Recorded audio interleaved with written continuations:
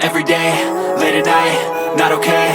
All I want, and I pray, all I need are some better days. Fuck me, I'm looking in the mirror, so foggy, but I've never seen clearer. I don't really think anyone can save me, and honestly I'm not really sure I want saving. I like to be my own worst enemy. There's no risk if you don't try at anything, so I'ma just keep buying everything. See you in the next life, have to be a better me. I don't think that my head's on straight, gotta flip it and grip it and go and get an x-ray.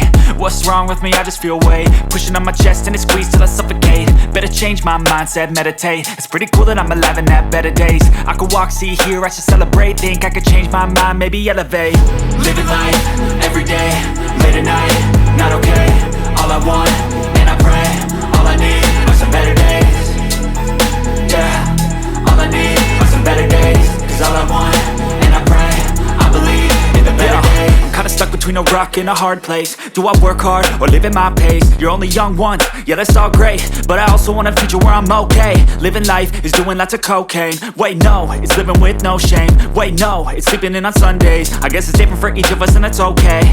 Well I just wanna be happy, how to get there? Glad that you asked me.